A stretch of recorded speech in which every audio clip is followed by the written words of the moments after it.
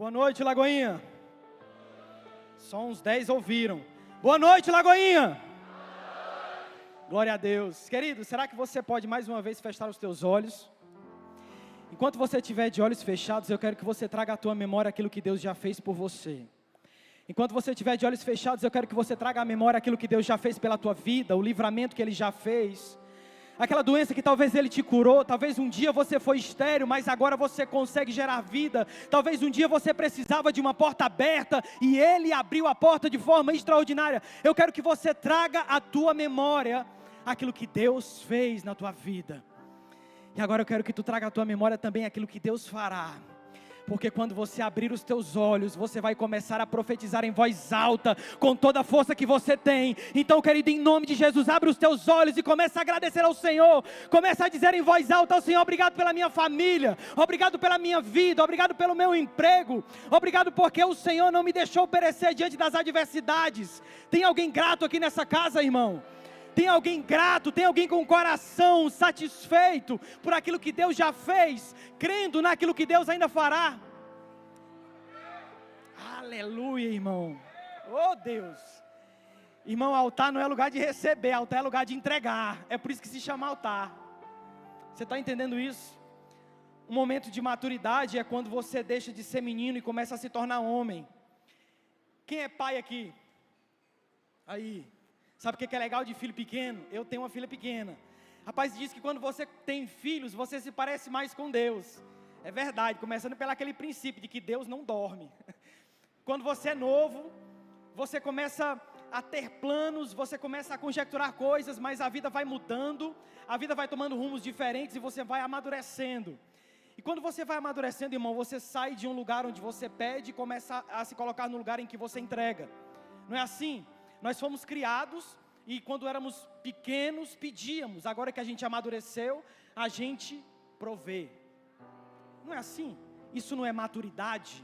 Maturidade não faz parte mais de entregar do que receber. Então, querido, em nome de Jesus, que você tenha algo para entregar para o Senhor nessa noite. Oh, Deus. Tem gente madura aqui nessa casa, irmão, tem gente que entendeu. Eu quero compartilhar com você hoje uma palavra, me valendo de uma história muito conhecida. Você vai abrir para mim Jonas no capítulo 1. O tema do nosso encontro de hoje é a intervenção de Deus. Quantos gostariam de que Deus intervisse na sua causa, irmão? Eu gostaria que Deus continuasse intervindo. Eu costumo dizer que não importa se a porta está aberta ou se ela está fechada, o que importa é que Deus esteja com a mão na maçaneta. Você está comigo? Se ela está fechada ou se ela está aberta, irmão, eu quero saber que quem está com a mão na maçaneta é Deus. E quando a gente está crescendo, quando a gente amadurece em fé, a gente entende que Deus provê na nossa vida. E todas as vezes que Ele provê, Ele intervém de alguma forma. Deus intervém na tua vida todas as vezes que provê em alguma área da tua história. E eu quero começar desse princípio, mas também ensinando você que Deus está sempre além daquilo que provê. Ele pode prover sobre a tua finança, sobre as tuas finanças, mas Ele está além delas. Ele pode prover sobre a tua casa, mas Ele está além da tua casa. Ele pode prover sobre a tua saúde, mas Ele está além da tua saúde. Você crê num Deus provedor, mas que está além da provisão? Você crê num Deus abençoador, mas que está além das bênçãos? Você crê num Deus que abre caminhos, mas que está além dos caminhos, porque os caminhos deles são muito maiores do que os nossos? Você crê nesse Deus? Pois pronto, eu quero falar sobre intervenção divina, porque muitas vezes a intervenção divina ela é paradoxal. Pastor, repete isso. Eu vou te ensinar mais ou menos, de forma simples, o que é um paradoxo. Sabe uma mãe? Tem mãe nessa casa, amém? O coração de uma mãe, ela é ao mesmo tempo que é forte como uma montanha, ela é frágil como uma pena. Quer que eu te mostre como? Se o teu filho passar por alguma necessidade, se o teu filho precisar de algo da tua parte, irmão, você enfrenta quem precisar enfrentar, você luta a batalha que precisar lutar, para que o teu filho tenha aquilo que precisa, sim ou não? Você não cai, irmão, quando se trata do teu filho. Agora quer ver uma coisa? Quando se trata do mesmo filho, o mesmo coração que é forte para suportar o necessário para o bem dele, também é aquela mãe que derrete quando o filho olha assim e fala: ô mãe, por favor. Eu tenho uma filha, irmão, que já me disseram isso. Ela está crescendo agora e está aprendendo a falar. E um amigo disse assim: cara, ter filho é muito bom, principalmente quando ele começa a falar. Eu falei: por quê, cara? porque ele começa a pedir. Realmente, irmão, eu vou te falar um negócio. Olha, filho não tem preço, mas o teu cartão de crédito tem limite. Então tem horas que ela começa a pedir coisas. E eu fico agora entendendo porque que a gente tem um coração tão mole. Porque quando ela olha assim, ô papai, já tomei 5 Danone, me dá mais um. Olha assim, ô minha filha, não faz isso não. Ela fala, por favor, eu falo, toma. Não é assim, irmão? Então isso é paradoxo, ele é complexo, ele é forte e ao mesmo tempo é fraco. Você passa por situações que às vezes você é forte, mas tem outras que você percebe que não é tão forte assim e você está fraco. Mas é quando você está fraco, é que Deus é forte na sua vida. Você está entendendo isso? Isso é um paradoxo. Então tem vezes que Deus intervém na tua causa, que é de forma paradoxal. E eu quero compartilhar com você hoje 3 pontos, 3 intervenções divinas na vida de uma pessoa que você conhece muito, que se chama Jonas. Então se você puder, abre comigo Jonas no capítulo 1. Jonas no capítulo 1, a partir do verso 1 em diante. Essa palavra é muito conhecida, mas ela carrega tantos ensinamentos. E eu quero que você ligue agora o seu fantástico mundo de Bob, enquanto você acha o texto na Bíblia, porque eu quero que você imagine. Irmão, a nossa mente é para começar a imaginar aquilo que Deus nos prometeu. Um dia você foi criança e imaginava mundos, imaginava fantasias, mas aí o tempo foi passando e você foi crescendo e o inimigo tornou de alguma forma a tua mente em um lugar em que você não imagina mais coisas legais, você imagina tanta coisa ruim. Já percebeu, irmão? Eu esses dias parei para pensar, cara, quando foi que eu deixei de imaginar coisas lindas para começar a imaginar cenários ruins? Mas é porque o inimigo trabalha em nossa vida de forma muito sorrateira, muito sutil. E quando a gente menos percebe, a nossa mente está sendo tomada por pensamentos que nos trazem angústia, nos trazem medo, nos trazem ansiedade. Então, em nome de Jesus, usa a tua imaginação hoje para entrar nessa história, porque agora a gente vai falar sobre um homem fujão, chamado Jonas. Irmão, cuidado, viu? Porque essa história tem muito mais a ver com você do que o que você imagina. Jonas no capítulo 1, a partir do verso 1 em diante, a palavra fala o seguinte: a palavra do Senhor veio a Jonas, filho de Amitai, com esta ordem: vá depressa e guarde a grande cidade de Nínive e pregue contra ela, porque a sua maldade subiu até a minha presença. Mas Jonas fugiu da presença do Senhor, dirigindo-se para Tarsis, desceu à cidade de Jope, onde encontrou um navio que se destinava àquele porto. Depois de pagar aquela passagem, embarcou para Tarsis, para fugir do Senhor. O Senhor, porém, fez soprar um vento forte sobre o mar e caiu uma tempestade tão violenta que o barco ameaçava arrebentar-se. Todos os marinheiros ficaram com medo e cada um clamava ao seu próprio Deus. E atiraram as cargas ao mar para tornar o navio mais leve. Enquanto isso, Jonas, que tinha descido ao porão, se deitara, dormia profundamente. O capitão dirigiu-se a ele: como você pode ficar aí dormindo? Levante-se e clame ao seu Deus. Talvez ele tenha piedade de nós e nós não morramos. Queridos, essa história de Jó é muito forte. Ela está descrita em 4 capítulos, mas eu acho que até aqui deu para situar aquilo que está acontecendo. Essa história começa falando de um homem chamado Jó, que tem um grande chamado. Quem crê que tem um grande chamado aqui, irmão? E essa história começa a falar de Jonas sendo chamado, mas ao mesmo tempo, na sinceridade de seu coração, ele foge na direção oposta. Então Deus diz: olha, vai para a cidade de Nínive, uma grande cidade, guarde isso no seu coração. E Jonas decide ir na direção oposta. Não, eu não vou nessa direção, eu vou na direção oposta. Eu vou fugir daquilo que Deus me pediu para fazer. E é interessante porque a palavra fala que ele paga. Se você gosta de anotar, riscar a Bíblia, risque isso, ele paga. Porque tem gente que está pagando um preço muito mais alto do que aquilo que pode suportar, tentando fugir do chamado que Deus tem para a sua vida. Deixa eu te falar um negócio, irmão. Jonas estava dormindo no barco. Não é porque ele estava descansando, porque não tem como você descansar fugindo do Deus que é o descanso. Não tem como você viver milagres fugindo do Deus que é o Deus de milagres. Não tem como você fugir de uma cura se você está fugindo do Deus que cura você. Então Jonas não estava dormindo, irmão, porque estava descansando. Ele estava dormindo porque estava cansado. Ele não estava confiando, ele não estava dormindo porque estava confiante em Deus. Ele estava dormindo porque ele estava cansado demais. Guarda isso, porque toda fuga gera um cansaço no teu coração. Toda fuga gera um cansaço. E posso te dizer uma coisa? Tem pessoas que estão fugindo há muito tempo, que estão aqui nessa noite se perguntando onde está Deus. E Deus está te dizendo nessa noite, eu estou no mesmo lugar, foi você que correu na direção oposta. Tem gente que está se perguntando de onde vem essa falta de energia, de onde vem esse cansaço. Mas deixa eu te explicar uma coisa, irmão, em nome de Jesus, entenda isso. Chega de fugir daquilo que Deus um dia te disse. Sabe por que tem gente que às vezes foge de um grande chamado? Porque às vezes a grandeza, um caminho de grandeza, ele tem como portas crises. Eu e você, irmão, certamente um dia já fugimos de algo. Porque é característico do ser humano fugir quando ele não entende o que está vindo pela frente. É característica do ser humano fugir quando ele não está entendendo aquilo que ele vai viver. Então, quando você tem uma crise, a primeira coisa que vem na tua mente é fugir. Fugir, eu preciso fugir.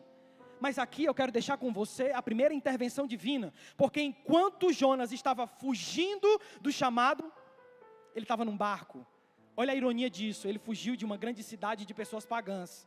Ele entrou num barco cheio de pessoas pagãs. Irmão, você pode fugir do teu chamado, mas o teu chamado não é fugir de você não, viu, irmão? E ele estava lá, nesse barco, teve um que pegou. Ele estava lá nesse barco e começou a tempestade cair. Essa é a primeira intervenção divina, uma tempestade. É paradoxal, porque quando eu penso em tempestades, eu penso em dificuldades. Mas eu quero aqui compartilhar com você 3 subpontos que a tempestade pode gerar na tua vida. O primeiro deles é, a tempestade revela verdades. Fala para o teu irmão, as tempestades revelam verdades. Então vamos lá, Jonas está no barco, fugindo da direção e Deus intervém na vida dele. No final dessa história você vai entender por que Deus interviu na vida de Jonas. Deus intervém com uma tempestade, essa é a primeira intervenção. O que a gente aprende com tempestades? A tempestade revela, ponto 1.1, verdades. Quer ver se você realmente tem bons amigos? Passe por uma dificuldade, porque aqueles que ficarem serão amigos de verdade. Aqueles que ajudarem você sem pedir absolutamente nada em troca, vai ser aquelas pessoas que realmente são teus amigos. Sabe quando é que isso acontece? Quando você passa por tempestades. As tempestades muitas vezes revelam padrões que muitas vezes você carrega, que precisam ser desconstruídos. Quando você está passando por alguma dificuldade, às vezes a forma que você pensava antes começa a mudar, porque a tempestade revela verdades. A tempestade revela verdadeiros relacionamentos. A tempestade revela padrões de pensamentos que precisam ser mudados. A tempestade revela verdades. Ponto 1, ponto 2. A tempestade revela prioridades. Fala para o teu irmão, a tempestade revela prioridades.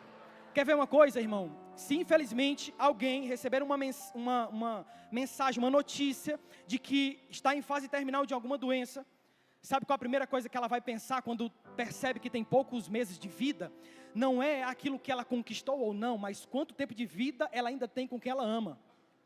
A tempestade revela prioridades. É quando você está passando por um momento que você não tem mais aquilo que um dia você se apegava. É quando você já não tem mais onde se segurar. Quando você passa por uma tempestade em que você pensa que vai sucumbir, que as prioridades começam a surgir na tua vida.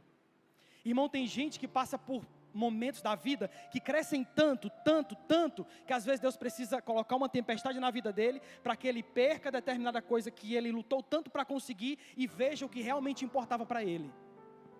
Porque tem gente que se importa mais com o crescimento do que com algumas prioridades. Irmão, não deixe de crescer, mas não deixe de ignorar as prioridades que Deus tem para a tua vida. Tem crente aqui nessa casa, tem testemunho aqui?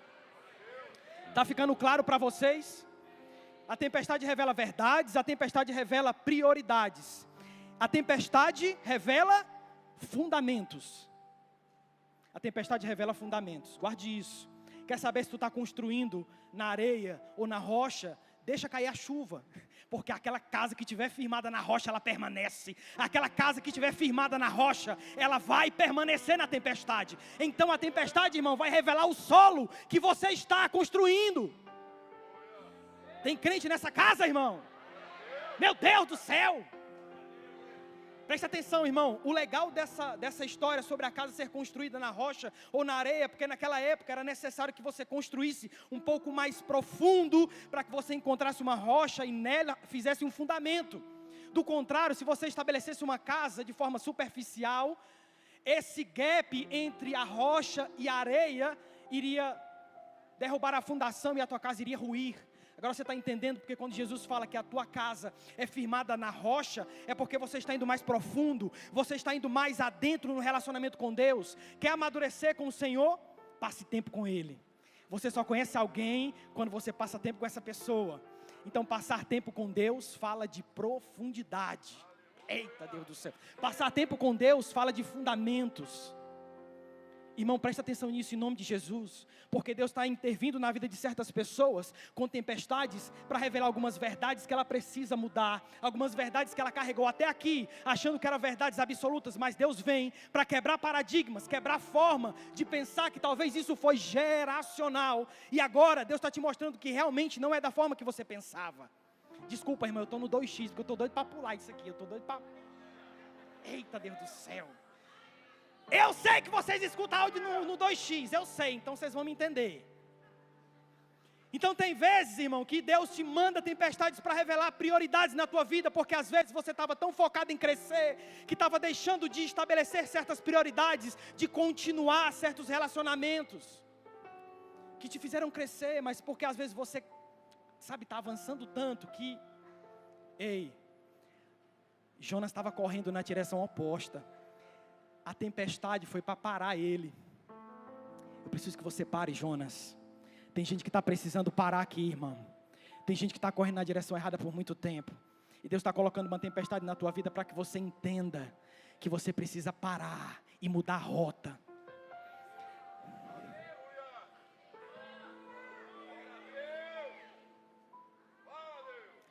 Vamos para o segundo ponto. Guarde isso. Uma grande cidade, uma grande tempestade. Jonas está lá, no barco, dormindo. Chegou o capitão: ei Jonas, rapaz, tu tá doido, bicho, nós tá quase morrendo, maluco, tu tá dormindo aí, velho. Ora por Deus que tu serve, sei lá o que é, mas ora, porque nós estamos orando também. O pagão que ele não quis evangelizar, estava evangelizando ele.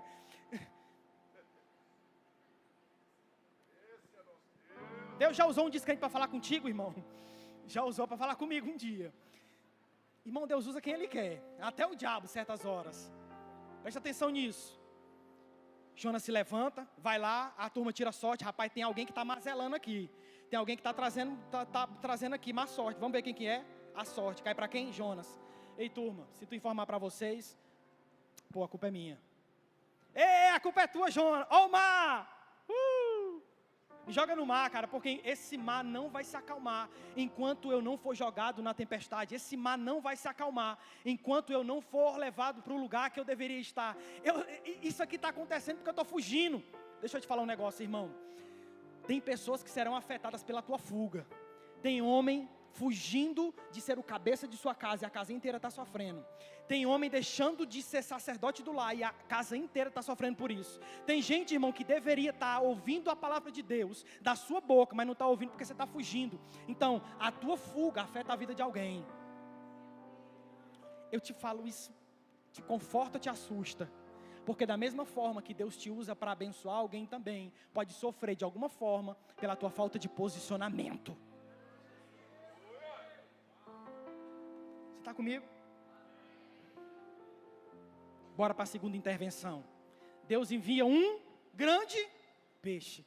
Ai, que alegria falar sobre grandeza. Porque Deus tem um chamado grande para uma cidade grande. Coloca uma grande tempestade. E agora coloca um grande peixe para levar ele para o lugar. Ele não pagou, irmão. Dessa vez esse passaporte é dado pela graça. Porque o lugar que Deus tem para você não vai ser pago. Vai ser pela graça. Ele não pagou para entrar no peixe. Ele não pagou pela viagem. Deus deu de graça para ele.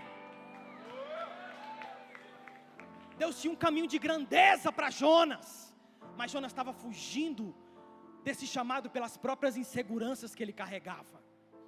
quando os espias voltaram, eles não voltaram porque foram pegos, óbvio, né, pastor? Mas eles foram pegos por algo que não foi inimigo, foram as suas próprias inseguranças. Eles viam a si mesmo como gafanhotos. Como é que você tem se visto, irmão, diante do teu problema?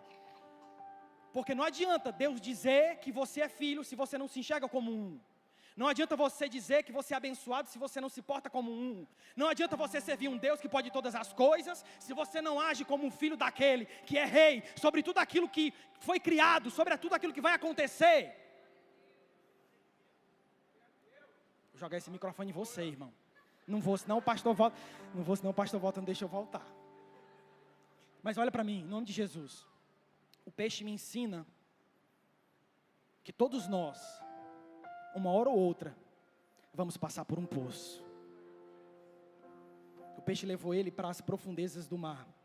Foi onde ele teve uma oração tão sincera.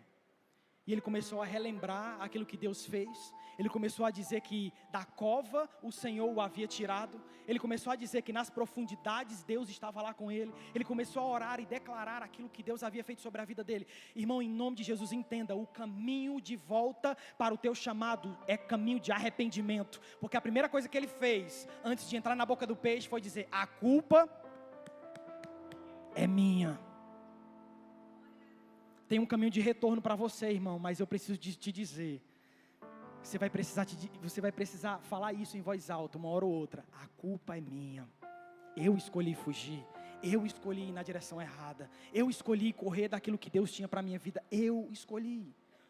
A gente passa por tanta coisa, irmão, mas antes de Deus entregá-lo ao lugar que ele iria manifestar o chamado, ele precisou passar por um lugar obscuro, profundo, solitário. 3 dias e 3 noites. Eu já passei, irmão, por uma depressão muito forte, uma depressão muito severa. E nesse momento eu lembro que eu estava chorando, eu tinha perdido o significado. Sabe quando você não consegue encontrar significado naquilo que você faz? Parece que as pessoas contam uma piada e pode ser mais engraçada do mundo, mas parece que não dá vontade de sorrir. Você vai trabalhar e parece que não tem sentido o teu trabalho. E a única coisa que você pensa é: cara, e se minha vida acabasse? Será que daria certo? Será que eu resolveria esse vazio que está tomando de conta do meu coração? Eu já passei por um momento, irmão, que eu estava dentro do poço. Eu lembro de um dia, eu dizer assim, eu orei ao Senhor. Irmão, eu chorava tanto, porque foi num dia tão solitário. E eu posso te dizer uma coisa, irmão, os dias solitários nem sempre são os dias que não tem ninguém do teu lado, mas é o dia que às vezes você pode estar rodeado por várias pessoas, mesmo assim você se sente sozinho. Eu estava dessa forma, tinham pessoas próximas, mas eu me sentia sozinho do mesmo jeito, e eu estava ali no fundo do poço.